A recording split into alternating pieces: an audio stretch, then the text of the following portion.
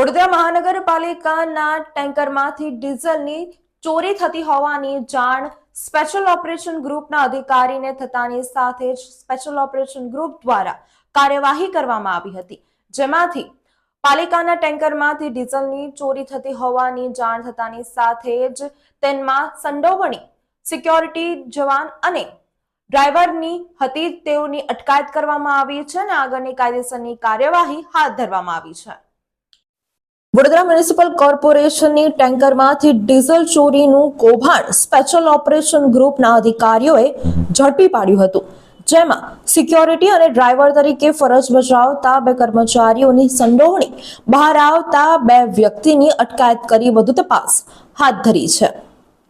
Vadodara municipal corporation સંચાલિત વિકલ્પોલ વિભાગમાંથી અદ્યતન સાધનો વડે કામગીરી થતી હોય છે, તેના માટે વર્ષોથી પેટ્રોલ અને ડીઝલ પંપ ચલાવવામાં આવે છે। કોર્પોરેશન સંચાલિત વિવિધ વાહનોમાં વિકલ્પોલમાંથી પેટ્રોલ ડીઝલ ભરી આપવામાં આવે છે, પરંતુ કોન્ટ્રાક્ટરના કેટલાક ડ્રાઈવરો અને સિક્યોરિટીના કર્મચારીઓ વાહન બહાર નીકળ્યા બાદ તેમાંથી પેટ્રોલ ડીઝલની ચોરી કરતા હોવાના અનેકવાર કિસ્સા બહાર આવ્યા છે।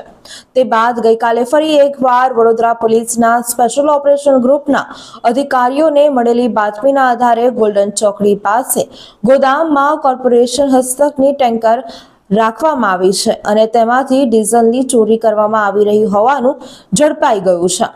એસઓજીના અધિકારીઓએ તપાસ કરતા વડોદરા કોર્પોરેશનના ડ્રેનેજની સફાઈની કામગીરી કરતા જેટિંગ મશીનની ટેન્કરમાંથી ડીઝલ ચોરી કરવામાં આવતું હોવાનું જણાઈ આવ્યું હતું।